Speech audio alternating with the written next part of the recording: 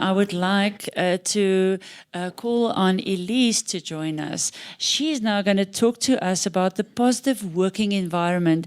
And that's one thing that we usually struggle in a non-profit organization is our working environment. We're working with a lot of strain and stress, and it's so great to learn about how do we look after the people first around ourselves, and then further. But without further ado, the floor is yours. Talking after a panel like this is quite challenging, but I think my topic really linked in with non-profit organizations and people management or human capital. So I'm going to talk a little bit about what does a positive working environment look like, because working for a non-profit organization, it is stressful.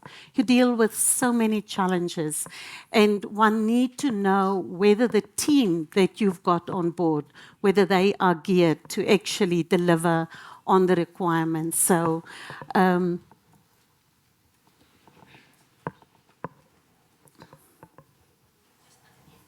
underneath, okay.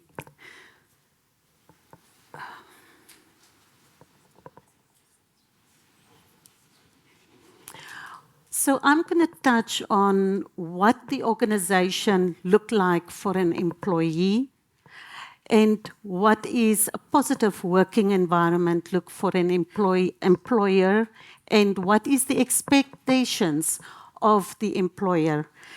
Needs to feel like they matter. I think that is important for every human being. And also a sense of purpose. Purpose for the organization, but also purpose for the employee. And then learn from mistakes. Often we think that mistakes is a bad thing. And I say, if you don't make mistakes, you don't learn, you don't grow. So it's so important. So I'm just going to touch a couple of areas, because it's often that when a human resources person speaks that they think it goes only about the person, it's about people. It's also touching in the organization and how you connect all the little puzzle pieces in order to get to the whole. Now, NGOs, and I'm going to specifically hope to send out messages or remind you of the purpose of people management and how you recruit. And I know one of the panelists was asking, how would you know that you've actually employed the right person? I always say in interviews, you need to look beyond the person to find the talent, to see the talent. It's not the cover that covers, but you need to be able to recognize talent behind the person that speaks to you. So the organization is looking in for an employee for their skills, soft skills, behavior, knowledge, experience, processes, and possessed experience that they possess, qualifications, and then also whether these people are open or prepared to engage. That is what they want, because an unengaged person will definitely not contribute to your organization. Three things that stands out for me to create really a positive workplace and it's ideal in an ideal team is, for me, passion, and one of the panelists touched on it. If you do not have passion for what you're doing, you're not going to be successful. That is the one point. And I always say a square peg in a round hole does not take a business to success. So the second one for me is people smart. So people smart, often people say, I've got good interpersonal relations. But people smart means covering every single part of engaging with people, going out, being able to speak up or get your voice when you disagree with something. But people smart is how do you handle yourself within a team. And then the last but not least is humbleness. NGOs are in the space of where we need to humble ourselves, because those we're going to serve, we need to be able to level with them. So the NGOs is not for high society or people who really regard themselves as more than the next person. So humbleness for me really make out a good team player. Humbleness, passion, and people smart. Those are the three things, and all the other attributes are actually covered in those three. What environment for a positive environment for the employee, a supportive peer and supervisors, good leadership. Good leadership, and it always starts at the top. If you recruit people, you need to make sure that you bind the team. You become the glue with your team. Healthy competition. Often people see working in an organization as we need to compete with each other. We don't need to compete with each other. We work together to a common goal, ultimately. Celebrate failures and learn from successes. Positive working relationships. It's not about I go and have dinner or lunch with you. It's about respecting each other, trusting each other, building that relationship that you can actually engage much better. And then rewarding employees is also good. You know, say thank you. Thank you means so much, and yet it's such a short word. And positive organizational culture focus. So a culture is basically built from good and positive teamwork. That is what creates a culture. And a culture, what you want to deliver ultimately, your business objectives.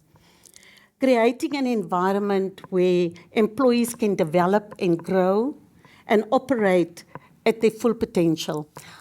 I always say that I will rather recruit for good behavior rather than skills. Because if your attitude, if your behaviors, if your passion is right, you can actually develop a person. And that is where we say you need to look at the rough diamonds in talent, and you need to take them in and build them. And often we miss that in organizations. So just in short, you can take pictures or you can take the presentations, but everyone needs to feel like they matter. It's so important. They will contribute far beyond your own expectations. So when employees know that they recognize, irrespective of their ranking in the organization, and it does not mean that they do not understand that there is a leader and I have certain work to do. But ultimately, you need to become a team if you really want to drive your vision. And that will make companies great, not where you have zero teamwork. So I thought just to add a few good slides. And the meaning of having a purpose. A purpose is so important to really be able to know where we're going. Purpose for myself, what is it that I want to achieve in life, but also what is it that the company or the NGO wants to achieve. What is our purpose in terms of developing other people? That builds really a positive environment. If we are not making mistakes, we're never going to learn. We grow from our mistakes. When I look back, when I joined first, I would probably not today employ me if I had the chance. But I had, luckily, good leadership, good supervisors that guide me on my journey right through my career. So we foster a safe environment. And a safe environment does not mean it's fussy. You know, we're not going to work. We're just going to create this nice environment and we're going to carry on. But people are better encouraged to deliver to their best if the environment is safe to ask questions, safe to make mistakes, but also safe to recognize other team members' achievements. From these, you will learn you will not break. If you will not break, and everyone will benefit ultimately. I've not failed. and that is a quote that actually really touched me when I talk about failures in the workplace. And funny, yesterday I had a discussion with my own team, but I have not failed. I've just found thousands different ways that I can change and redo things. And the one speaker actually mentioned that. Let's learn from each other. And that is what a positive working environment results in. Appreciate effort and reward results. How many times are we just stopping for a second just to say thank you or recognize the achievements that we've done and appreciate what we've actually had? Because working in a non-profit organization, it's not about you. The things, and you do it for free. You add your contributions, you give yourself, you give your time. But the appreciation is so much greater when you look out and you say, what have I achieved through this? That was, and even if we can make a difference in one person's life, we've achieved more than whether we receive $100,000 salary. So it is easy. It's so easy, and yet we sometimes fail to say thank you. We fail to stop for a sec and say, what have we achieved for the week that passed? Because on those you build for the future. Happiness, and this is also not fussy, but I believe that if you're happy, if you smile, if you feel good, you actually influence everyone around you. You really touch every person's heart when they walk into your office. And I always say many years ago with an employer, we say, smile them in and smile them out. Give a person a smile, it costs nothing. Give a person a smile, you would be amazed, even if you walk on the street and you smile to someone. That person or people don't know you, but they smile back at you as if they know you. So a smile can really create your day. And happiness starts when we get off in the morning out of our bed and say to ourselves, I'm going to tackle this day with all my challenges. And it doesn't mean we don't have challenges. Some believe more, others believe less, but ultimately we all have issues to deal with. But in the workplace, you seek 80% of your time, mostly you're at the workplace, and you need to make a positive impact, because that you owe to yourself, you owe to your colleagues, you owe to your customers, and we later on going to touch on the customer component. But it's little things. It's like leaving a note on someone's desk if that person is not in a good space that morning, just to say, I think of you. Please just put a smile on your face. But something that you can put a smile on that face is so important every day. And we can try it for 28 days, and we will be amazed. It actually will become a habit if you try this out. Make the workplace a fun place. It's not about not achieving your business objectives or your funding, and you have to go in. And especially, we can tell a story about trying to get funding. But it's about having a workplace that gives you that comfort. And you will be amazed if you walk in the morning in your office, try it, and you're happy. It seems that you go tonight and you don't even want to go to bed because you're so excited. And that is what energy does and happiness does. It just increases your energy also for the day. Customer service, and we all had experiences on what does good customer means, what is the effect of bad customer service on you when you walk into a business and you get this funny face or this flat face or no smile. You actually want to get out as soon as possible. You don't want to stay in that place. A happy workplace, a good team will make sure that it spin off to everyone you touch, inside, outside the organization. Especially if you train people, and one of the non-profit organizations are training people, and maybe more of you. These people are coming with the probably more challenges that we can even mention. But they come with the hope that they will learn. And coming into an environment where it's positive, it's inviting, it's encouraging. You know, we can give them skills training, but it's the feeling we leave within them when they come in and when they exit.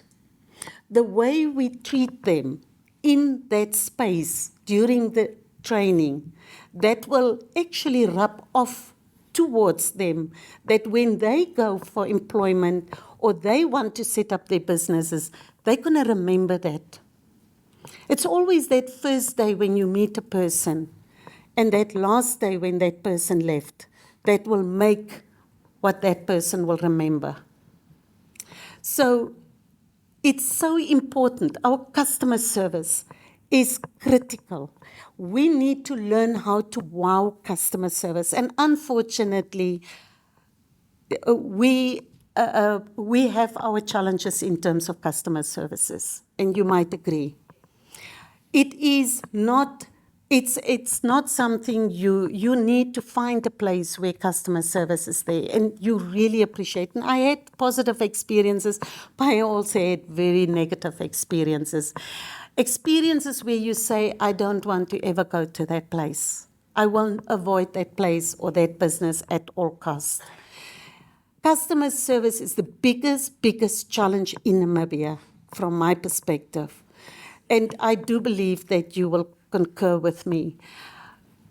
We as non-profit organizations, we need to take the lead in terms of giving people what customer service really should be in Namibia. We're depending on donors. We have heard from the funders. Our successes that we deliver in terms of using the funding to deliver our objectives depends on how we deal with our customers. Our customers can be our students that come in, internally our colleagues, our other sponsors, government organizations, our funders. If I'm a funder, I won't actually provide funding to an organization where you do not have this really good feeling. Because with a positive environment, work environment, I believe that shows whether you actually going to deliver on your projects, whether you're serious to deliver on your projects. So it is so important that we recognize the value of customer service. For me, it's equally important than a good working environment and a positive working environment. We need to make sure that when clients come into our offices or where we visit, doesn't matter whether we get a no. The professionalism, the respect, the trust, we still need to deal with them because we are beggars. We heard, we've got the biggest beggar here in the audience, but we are beggars. We want to look for funding to achieve our objectives. We're not doing it for ourselves. We're doing it for those that are less fortunate and that cannot talk for themselves, cannot go and do for themselves. We cannot leave all this to government. And we've learned in our own organization that it doesn't help. We have to do something ourselves. So we can achieve it by creating clear customer service models on how we go out, how do we treat how do we engage with our funders? We're lucky that we have funders, but how do we make sure that other funders find it that it is good to invest in your organization? And in the non-profit organizations, it's not big teams. We're not 100 people. We cannot afford 100 people. You can only afford maybe 2, 3 people. And I agree, collaboration is so critical. Support each other. But you can only do it when your mindset is geared toward client services, customer services, where you can say, I want to engage with other organizations with the same vision, and where we can partner and we can actually show funders that it's worthwhile projects to build Namibia. We really have many challenges in Namibia. But if we can get the people engagements right, the way we will really be able to touch and spin off against other people, and even private sector, even those companies that we say they're not good at customer service, it's an opportunity to train them in customer service if it comes there, to be sustainable, to gain income. But that is so important. So today I really want to, quality of leadership, management. The fact that you're the leader does not mean you should not treat your secretarial person, your administrator, or your trainer right. That nice environment, good environment, solid, positive environment, but it's also not only the leader's responsibility to create that positive environment, it's everyone's responsibility. But the leader need to make sure it happens, need to continuously remind and build that rapport with the rest of the team to make sure and link that positiveness into your customer part, and make sure that you can engage. And our students, we deal also with potential employers.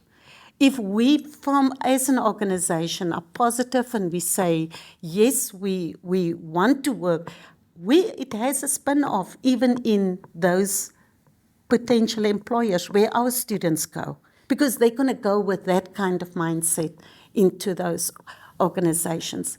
So from my side,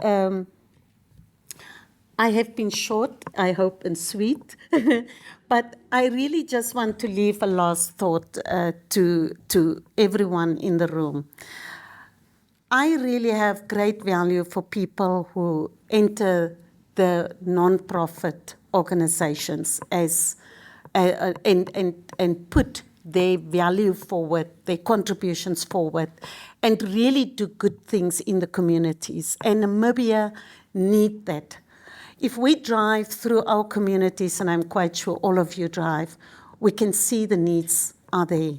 And we can make that difference. Because if we train one woman, one person, that woman feeds maybe 10 people.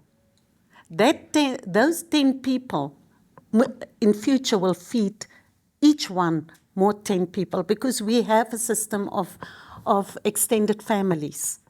But it starts in the workplace. It starts how we work, we're not working just for a pay. And if your passion does not lie in non-profit organizations, then you should not be in non-profit organizations. We want to build, we want to show funders that it's worthwhile to support these organizations to do good in the communities. So I wish you all good luck and thank you.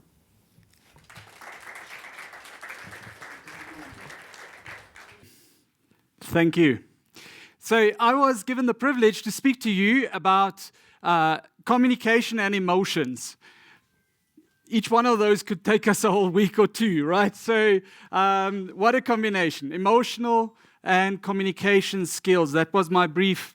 So let's see what we can get done with that, right? So communication, so the thingy is not going on, right? So communication, what would you say is communication? Who can give me an idea of what is communication? What do you think? Can somebody tell me what is communication and why do you communicate? One of the two. Anyone? Okay. Giving and receiving information. Yes. I heard transformation or something here. Yes? Transfer of information. Conveying a message. It's interesting how we have these ideas, right, about communication. And people give me these definitions, and yet they don't really communicate very often. If you look at communication, you are the source that is sharing something. You're encoding it. I'm encoding it in English at the moment. Hopefully everyone can understand English. So I'm encoding it in a language that you can understand, right? I'm using the channel of my voice. I'm sending it to you, and you need to decode it. Now, some of you don't have English as your mother tongue.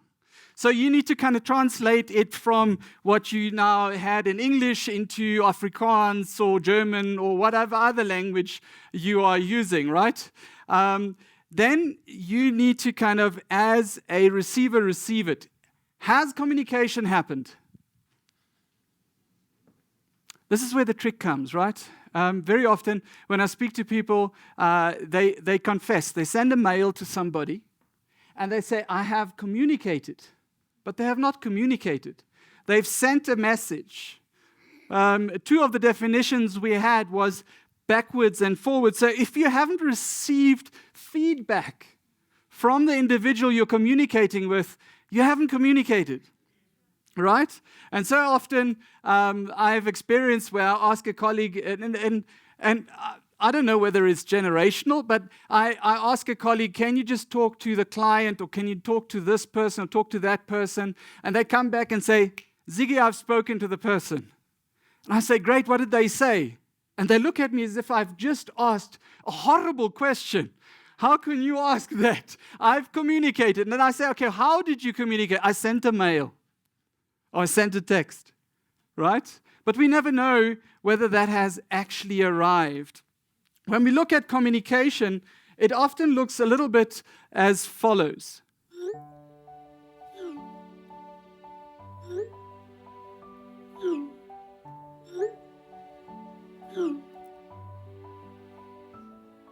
So you see, we speak the whole time, but we're not really communicating. We're not getting the message over, and we're not receiving any confirmation that this message has actually been received by the other person. So we are speaking the whole time. I once listened to a speaker that I will never forget the way she put it. She said most people have verbal diarrhea. They don't communicate. They just speak the whole time. It just goes out the whole time, right? So emotions play a very significant role with our communication, right? If we don't engage emotions, the message does not get over to the other person. If I would speak like this the whole time, and I would kind of keep this tone, this message is not going to reach anyone, right? We're going to fall asleep because it's the end of the day. We need to have something to keep us awake at the end of the day, right? And that thing keeping us awake is emotion. So emotions and communication should not be separated. They should somehow link. But emotions play a very significant role in your communication, but in general in how you function. I often have people asking me, why is emotional intelligence important? And I chuckle and I show them what is called emotional hijack. Allow me to do that quickly with you. I think some of you might know what it is, but let me just quickly make sure that we're all on the same page. Right, emotional hijack looks as follows. There's a gentleman by the name of Matthew Lieberman that realized there's a bit of a balance between your emotions and your ability to think properly, right? So he did an experiment, and what he did is he made people angry, and before he made them angry, he tested their IQ, and after he made them angry, he tested their IQ as well. What do you think he found? It went down, right? It went significantly down. So what do we know today that Matthew Lieberman might not have known when he did this experiment? We know today that when you think about things cognitively, there's an area in your brain that mainly lights up. And when you are emotional, there's this other area in your brain that tends to light up. Now, your brain needs to be efficient with its resources, right? So it can't get oxygen from the body to kind of get the different areas, enough oxygen to the different areas, right? So it needs to move the oxygen from one point to the other in the brain. So it moves the focus from one point to the other point in the brain, right? And as it moves the focus, the area where the focus was moved away from needs to relax. And that's why you have that drop in IQ. So Matthew Lieberman tested people's IQ, made them angry, and their IQ dropped up to 25 points. Now, most people don't know what that means, so let me try and show what that means. So if we look at IQ, there are two cutoff points, 115 and an 85. Now, if you score above 115, psychologists are taught to tell you that you are above average in intelligence. What they think about you is that you are super bright and they feel intimidated by you, right? That is what happens in their mind, right? If you score below 85, psychologists are taught to tell you you are below average in intelligence. Do I need to tell you what they think about you? So let's take the most average person, somebody that scores 100. You can't get more average than that person, right? Or even somebody that is at 110, right? So somebody that is a high average, 5 points more and we would be intimidated, right? That person is brilliant, right? So let's drop the 100 with 15 points. He's on that tipping point, right? A little bit more, and I'm not going to be okay. So, right? So let's drop them with 25 points, though. Do you see where that 100 ends up?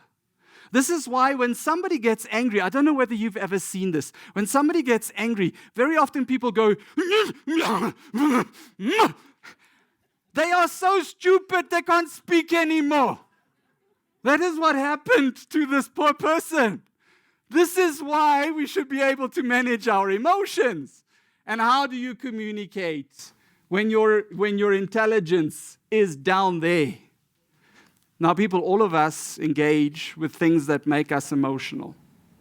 If it doesn't, you're in the wrong place, right? We get passionate, we get involved, we get emotional about the things that we see, right? And we need to be very careful that we manage our emotions in those situations. Otherwise, you're going to not only say things you're going to regret later, you're going to decide things that you're going to regret later. Okay. So how do we kind of cope with this emotional hijack thing?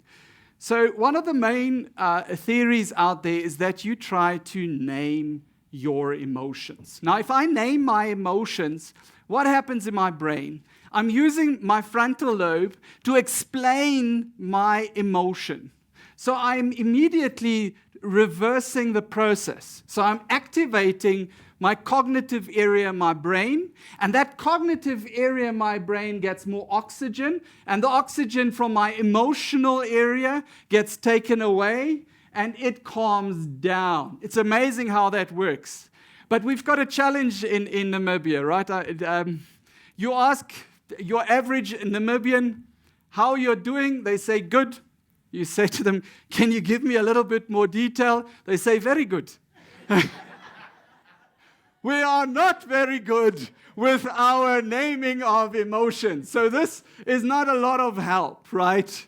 So what we can do, though, you can, for yourself, try to explain what is it that I'm feeling at the moment? It's not really about a name. It's about engaging your frontal part of your brain to explain your emotion. And as soon as you do that, it is amazing how you can calm down. Another thing that can help you, especially when you're communicating, is to have a little bit of help by a model that would help you to think through your communication so that you can communicate better.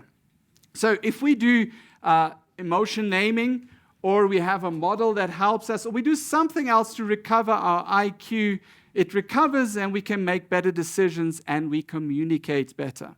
Now, one of the main hijackers of our mind is what I refer to as the wild horse rule. That is why I've got a horse on my shirt. I do not tame real wild horses. I try to tame the wild horses people have in their minds, right? So let me explain to you quickly and briefly what the wild horse rule says. The wild horse rule says that everyone first will think the worst of themselves, right? So that person in your office, the newbie, right, that just started out, has not done anything wrong, and here's, please come to the manager's office. What are they going to think? Oh, wow. What have I done wrong? I've just started. What have I done wrong already? So that is typically your wild horse, right? You get a message from your donor company saying, we would like to just have a look with how you're progressing. Yeah. If you are like me, you're going to think, what have I said I would do something that I haven't? Have we done? What is now? Everyone goes crazy, and that is your wild horse. Because you tend to think the worst of yourself first, right? Now, if that worst thought does not fit at all, it just bounces off. But if it fits, if you don't have your house in order, hey, then it starts to stick and it starts to grow and it creates what I call your truth, right? When we have a truth in our minds built by a wild horse, it creates a truth in our hearts, right? And that truth in our hearts creates a behavior. And guess what? Everyone around you doesn't know what's happening in your mind. They only see your behavior. And they react to your behavior. And that is why they confirm what you're thinking. And so often I've spoken to people where what they are thinking, their truth, is far more powerful than the truth can ever be. Because it's been confirmed over and over and over again by other people. So I would like to share with you a model, because I was told, talk about emotions and give us some pointers on emotions and talk about communication. So I think I would have failed if I didn't give you at least some form of a model to help you to communicate through a difficult situation. The model I want to share with you is very effective in dealing with wild horses. The model is called OBIO. Now, in the word OBIO, each letter of the word stands for a communication step, right? So the steps are the following. First of all, the O stands for openness. Now, openness is all about opening up somebody's ears or mind to listen to you. If somebody is not open to listen to you, you can be the best communicator on the planet. They are not listening. You are wasting your breath. You are not achieving anything. Then the B stands for behavior. We like to give people names, right? Yeah? I often do, when I do training on emotional intelligence, I have people explain to me what they understand if I tell them that they are an idiot or useless. What would they understand? And I have everyone write down what they understand from that word. You will be amazed how differently those two words can be understood, right? With for example, idiot, I've had anything from being rude to you don't have a brain, right? Useless. I've had anything from you didn't get this thing right that you were supposed to do to you don't deserve to live.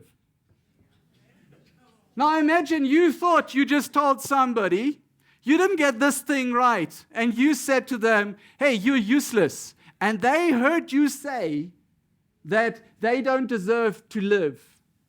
And they respond aggressively. You're going to think, oh, this person, you know what? Why do they react like that? I just said this thing you're not doing right? No, you said that they don't deserve to live because you gave them a name. You didn't speak about the behavior. Then the I stands for impact. We think people know what impact their behavior has on us, right? It's fascinating. I've dealt with, when I used to have a practice, my background is psychology, so I used to have a psychology practice.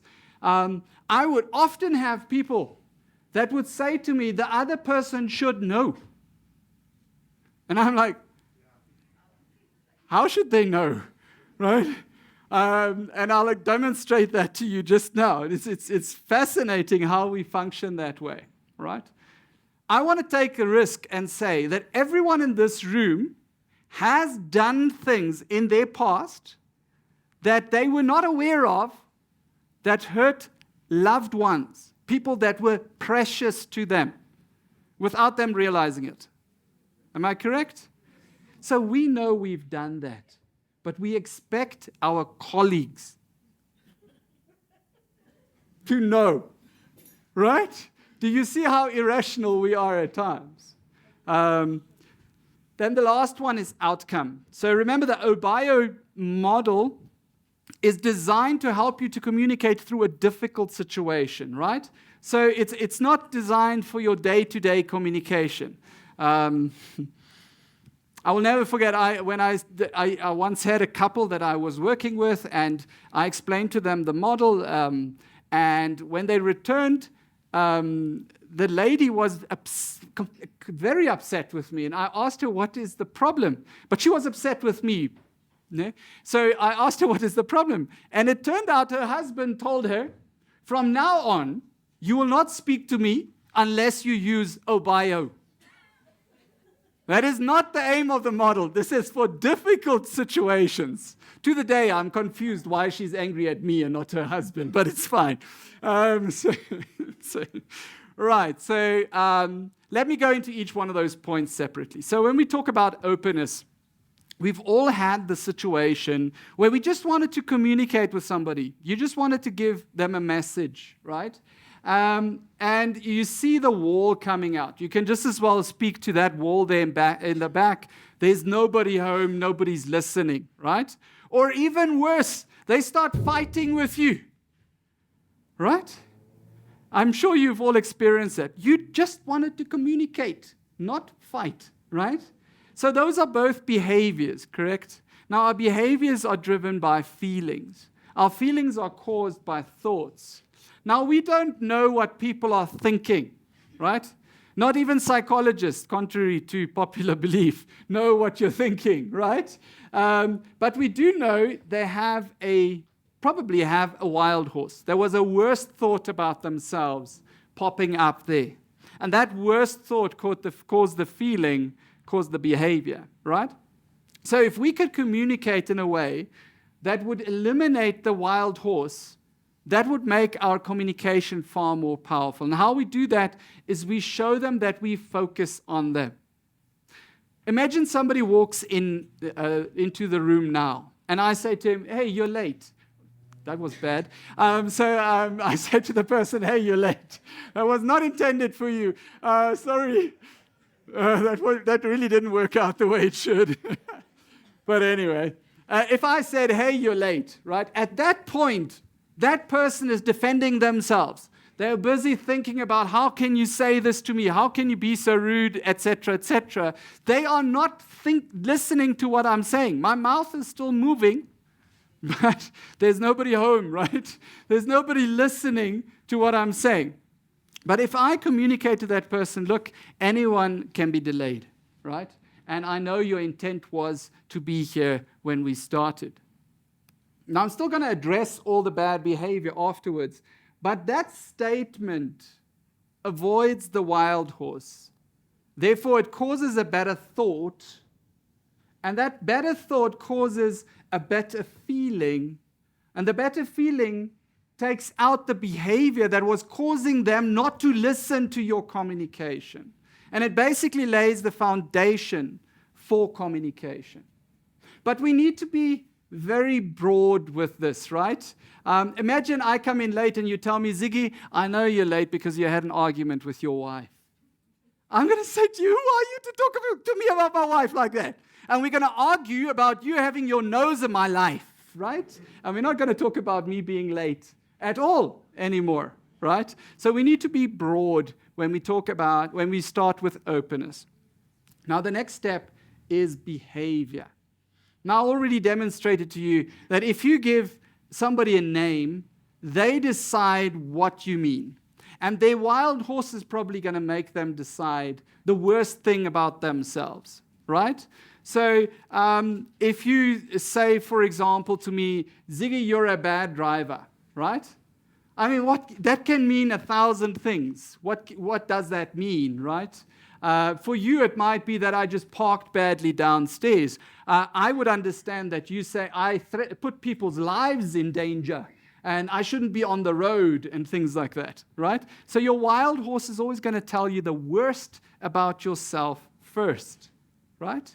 So they've got three main options. The first option is the most common one. They will attack you back. I would say to you, who are you to tell me that I'm a bad driver? Do you even have a car? Man. Right? So that is attacking the other person back, right?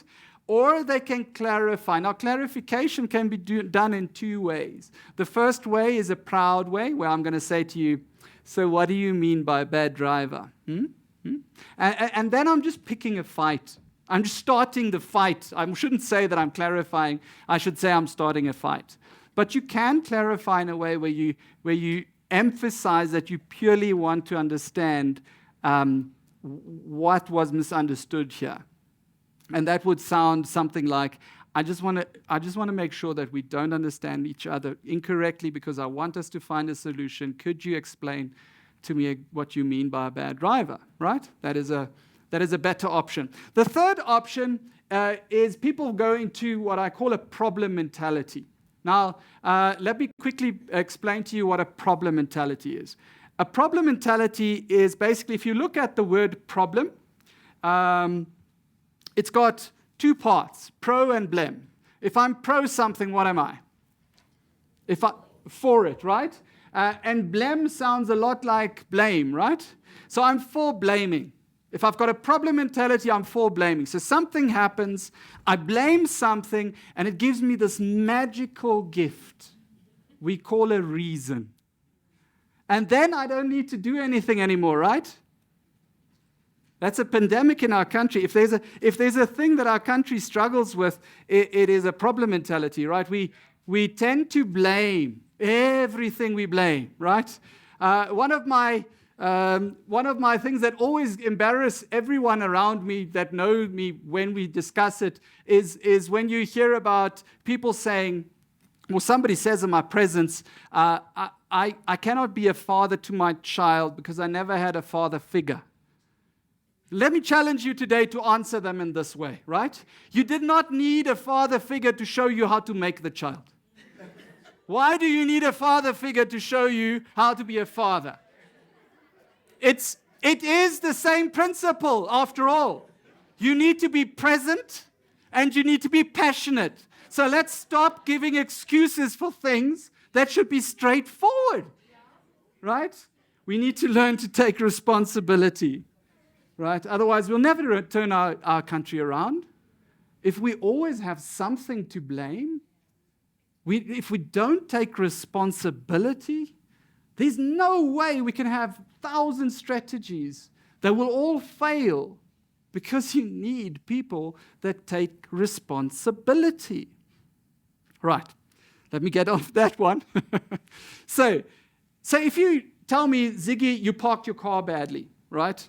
That is, now you're not giving me a name anymore. It is less threatening to me. I can now engage with you. It is far easier for me to engage with you. But if I like fighting, I would prefer fighting with you because that's the path of least resistance. Human beings will always follow the path of least resistance. Is that a concept that I need to explain? Yes. Okay, so the path of least resistance is very basic. Any human being would do whatever is easiest if they don't consciously decide to go against it. Typical example. I can tell you, if you dismantle the wall in the back there, right, you can open that wall up and you can go out there and then out of the room next door to get out of the hotel. Or we have a ladder there. You can take the ladder, you can make a hole in the roof and go through the roof, or you can just walk through that door. I think, unless there's somebody that is extremely interesting, to put it lightly, we're all just going to walk through the door because that is the path of least resistance. Another good example, you walk on the street, there's a dog on the street, on your side of the street, what do? You move to the other side, right? That's the path of least resistance, right? So people will always follow the path of least resistance, and if you're not specific with your behavior, very often the path of least resistance is attacking you. That's the path of least resistance. So we need to be more specific. So Ziggy, you parked your car over 2 parking bays. Now it is easier for me to change my behavior than it is to fight with you. So your chances to change my behavior are better than when you are vague or when you give me a name, right? So we need to be as specific as possible. So the next letter is I, and I is for impact. So let me show you a quick video. I hope you can read the messages.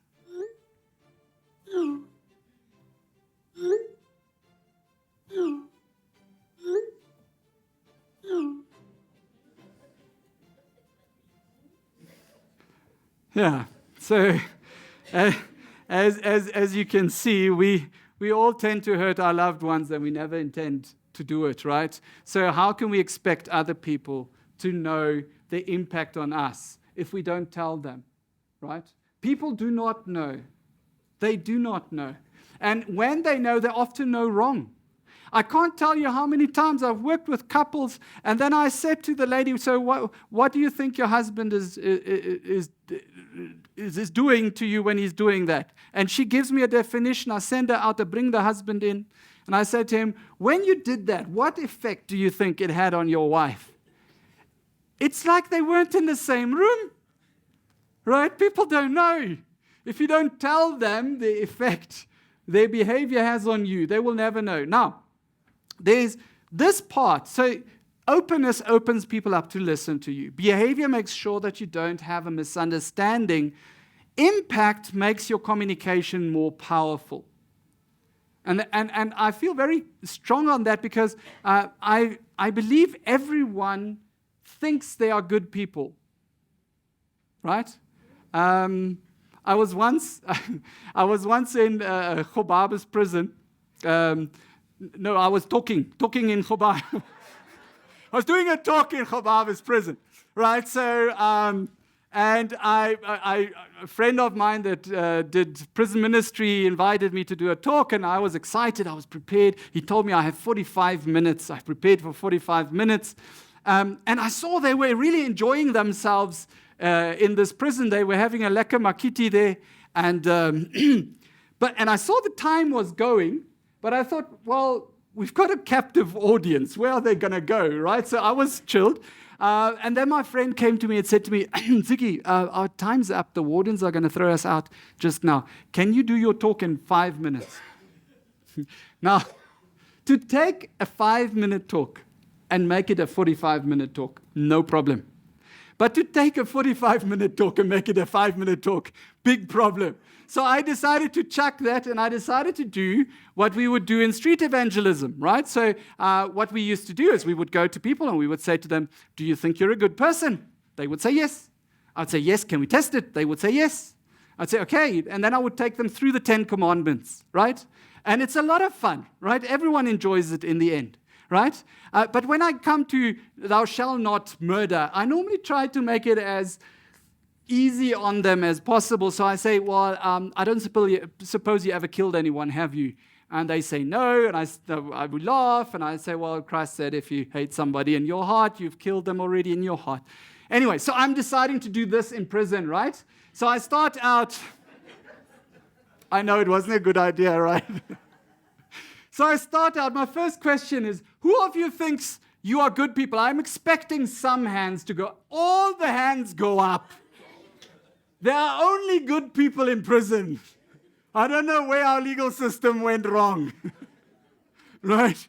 So I picked out a guy, a short guy. I like short guys. They make me feel tall, right? So he was about that high. And I got him out, and I went through the whole thing, and I came to thou shalt not murder, and I said to him, I don't suppose you ever killed anyone, have you? And he looks at me with this face. I'll never forget this face.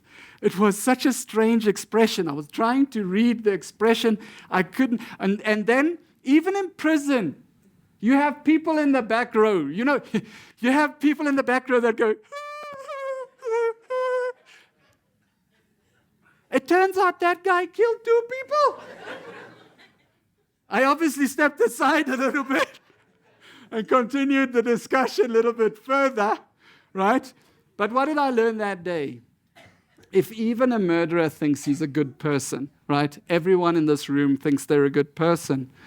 And they don't necessarily do the things with the knowledge of the evil or the bad that it caused you, right?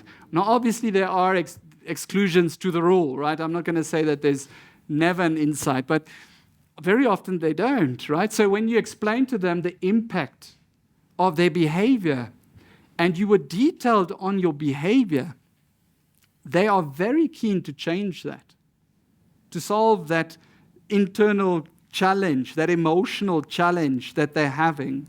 So you help your communication by having the emotions work for you in that moment. Right. And then the last one is outcome. I find it interesting that when we do role plays to see whether people understood the model, very often they either leave out the first O or the last O, right? Either they don't open up people or they don't say what they want. In our society, we've often been taught that you shouldn't be so pushy and say what you want. People will know what you want, right? Now, that can be true in a healthy situation, in a situation that is not difficult, but in a difficult situation, that is definitely not true. So first of all, if you don't tell people what you want, they have to guess what you want. They've been guessing wrong up to now. So maybe it's a good idea to tell them what you want as an outcome, right? So that they have that insight. Then secondly, you must make sure that your emotions aren't in control of you, but that you are managing your emotion. Let me give you a typical example. Young couple argues, right? And the lady tells the man, take your stuff and get out of here, right? So he takes his bags, and as he walks out, she says, oh, my darling, I didn't mean it that way. He's not going to take her serious in the near future or ever, because why? She doesn't know what she wants. Right? And that's what happens when you say what you want while your emotions are in charge. You've got emotional hijack. You're not thinking straight. You are saying things that are not intelligent. Right. Great. So, next, you need to consider the consequences. Right? Sometimes we say we want something, but we haven't considered what would happen if I actually get what I want, right? So if I tell somebody that this weekend nobody's going to watch TV in our house and it's the rugby finals, right? Then I'm also not watching rugby finals, right? So you should think about the consequences before you say what you want, right? Then the last one. Detail is king. Imagine I walk into your office and I say to you, I would like to be informed. What would you do? Informed on what? Look at the aggression over here. So So you see, I frustrate people. But we've all been taught, all is maybe a strong word, right? But a lot of us have been taught that you shouldn't be specific when you say what you want because that's rude, right?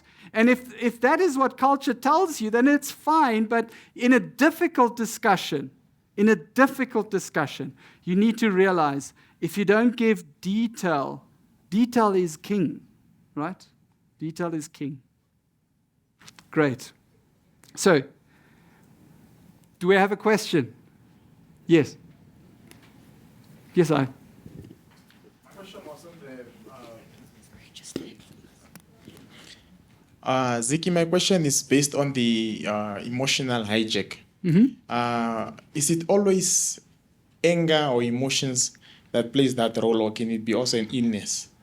So, oh boy, I suppose you couldn't exclude, but that is an interesting question. So I couldn't find studies that were done on other emotions, but I think there are sufficient social proof that other emotions also cause emotional hijack, right? Extreme emotions. For example, a good example is passion, right? How many people have done stupid things while they were passionate, right? Or fear. When you're fearful, how many times have you been fearful and you couldn't really compute effectively? So I think it's any emotion, and it goes both ways, positive and negative, right? I've seen people that are extremely happy fall from a stage because they, I don't know, maybe they were just not looking, but you get what I'm saying. So I think the rule there is managing your emotions is extremely important for you to manage your ability to cognitively function effectively, right? Yes. Oh. Okay. All right. I have, it's a question, Yes. but let me try to put it in a short so that you can, I want to get it right because I actually need your insight right now. Okay. So in a scenario where it's a serious situation, Yes. where you have, let's say you have a business deal Yes. with somebody. Yes. And then let's say that person, the business deal doesn't go well. Yes. Maybe that person betrayed you. Yes. And then you trusted them.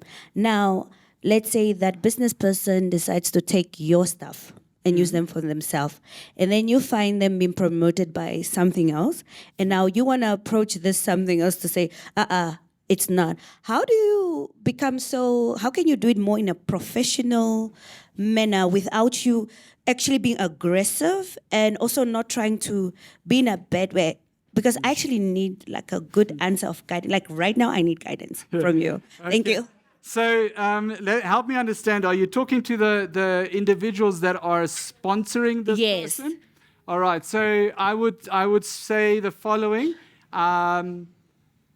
I can imagine that you have not been fully informed where the material comes from that you are promoting and that you're giving forward. But if you are putting material forward and the individual that has given it to you is giving you material that belongs to somebody like myself or another person, that tarnishes your reputation as well. And I don't want you to tarnish your reputation, and I would like us to have an open discussion with this individual involved on where this material came from so that we can have a resolution in this. That is what I would possibly say to them, right? If you're speaking to that person, so I wrote a book on emotional debt, right? Right. There's a thing that I like to call emotional debt, and that is all about how your past steals from your future, right? And we need to kind of write off past debt so that we can truly be free in future. So the danger with you is, and I've seen that a lot of clients when I coach them, or that where they've got brilliant ideas that they want to bring onto the market, but their biggest hindrance is the fear that somebody is going to steal it So they never, that idea, I know specific individuals where they have consciously decided, I'm not going to bring this onto the market because somebody's going to steal it, and I haven't seen that product on the market, and it's a brilliant product. If I had no kind of ethical values, I would have brought that product on the market and made big bucks because it's a very good idea. But it's the fear that keeps them. So that is past experiences stealing from their current. And you need to be very careful that that person doesn't only steal your ideas, but also steals your sanity and your ability to be creative. Because remember, somebody that steals an idea has stolen an idea, and that is where they are. You are creative, right? Where do you stop? Where do you stop, right? There's no limit, really. The question is, Ziggy, if your past experience and your history, you kind of walk into that, have an influence on your communication. Yes. Yeah, so past experience definitely can have an influence, and that is why it's very good to first write off the past experiences that you had. For example, you had a past experience where if you mentioned something to a supervisor, you were always shut down. Now you are having your own organization, and you need to go into a difficult discussion with a sponsor or a donor, and you fear that kind of insight, that response as you had in the past. And that is how the past steals from your future. So you need to write off that debt or that supervisor before you go into this meeting. Otherwise, that supervisor is stealing this meeting from you as well, right? And that's what most people don't understand. If you don't write off emotional debt, it always steals from your future. Whether positive or negative emotional debt, it will always steal from your future. The history, generational history of our inheritance, our family, culture, how that influence our communication. Okay, so obviously your past is shaping you, right? But the way you were shaped up to one point, very often you didn't have a choice in how that worked out for you, right? But in your current state, you always have a choice. And a lot of people abdicate that choice that they have. And other people do even something worse. They make choices and they don't acknowledge that they made those choices. And that's the best way of disempowering yourself, if you don't acknowledge the choice you made in a situation. If you look at two individuals, the person that acknowledges their choice is immediately more motivated as well than the person that doesn't acknowledge their choice, right? And I think that is something we need to remind ourselves consistently. And the reality is you always have choice in your future, right? You might have felt like you didn't have choice in the past. You did, but you might have felt like you didn't have choice. You do have choice in your present and your future, but your choice is not always going to change your circumstances. Your choice is just going to determine the route you follow within the circumstances. And there's a lot of weird and wonderful kind of theories out there that teach people the way you think is changing your world around you. I completely disagree with that. I think it's not scientific. I don't think it has got any basis, right? But what is true is that the way you think changes you towards your environment. And as you change towards your environment, you engage with your environment in a new and a fresh way. And that is very powerful and very significant, and you should focus on that rather than the past. But when we talk about the past, right, let me give a very typical example. My father used to tell us as kids how the English fed us glass in the concentration camps, right? That was his thing, right? He was so angry at the English. We, as a family, we were all angry at the English for doing that, right? I was convinced my father was in the concentration camp. One day, my father got very old, right? But one day I did the calculation. He wasn't old enough. But that is exactly what you're talking about, right? My father heard stories of the past. he did not write off that debt of what he heard. He didn't experience it, but he did not write off that debt of what he heard, and therefore he continued putting that debt on the next generation and next generation. And sometime you need to write off that debt so that you can be free and stand on your own legs. I think that is a lesson we need to learn, right?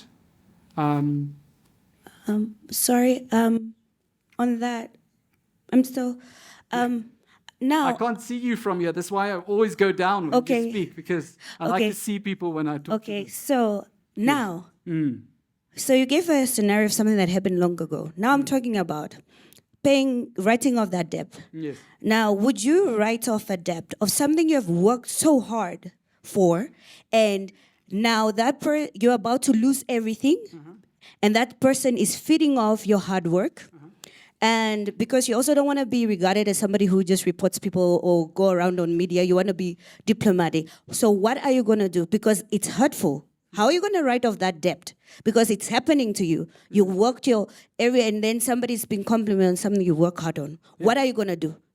And you don't want to go on media. And you try to reason with these people, but they still don't want to listen. No. So what are you going to do about it? What you're going to do is you're going to do what is right. And what is right is that people should have justice, right? So when I said you need to write off the debt, is what I meant with that is, after you've gone the route of justice, it's the same principle, right? If you imagine somebody's raped, and they say, I don't want to cause trouble, so I'm not going to go report this, and I'm not going to take it to the court. Now that person is allowing the rapist to continue raping. So don't make the mistake. If somebody is doing something illegal or wrong, you need to go the justice route, and it needs to be addressed. And you need to kind of get that thing sorted out. Don't hear me wrong. That needs to be done, right? And you should not be afraid of stepping into the conflict, because it is something that is valuable. But when that is done, you need to stop being the victim. Because we've got enough victims. We need victors. Right. Anyone else? Are we good? Thank you. Thank you so much for adding value to us. I just quickly want to... what a catch. Should play cricket. What I just want to show you, I don't know, I can't see at the back if Bradley is still here, Channels for Change, a guide setting up civil society organizations. It's for free. I've got a whole box here. I've got a box at the back if you need more, if you want to share it with other organizations. It's everything you... Hey, Melanie, come here. To tell us, you gave Bradley 2 minutes. You've got 2 minutes. Good afternoon. As I introduced myself previously, I work for the Civil Society Information Center.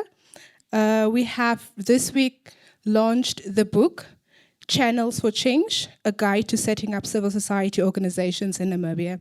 So we've realized that there's a lot of organizations that call themselves civil society organizations. In corporate, we hear the word NGO still, and then we hear government NPO. These are all the same thing. All of them fall under the umbrella civil society organizations. So there's different organizations that set themselves up as civil society organizations but do not follow the proper protocol. So when it comes to legal issues, they often find themselves in trouble because they're not recognized legally. So there are various information within this guide that tells us who civil society is, how to set civil society organizations up, and the channels that needs to go with that. This involves what was discussed today in this room as well, the governance structures, the financial structures, and all of that. So this book is free at our... I feel like the sound is gone.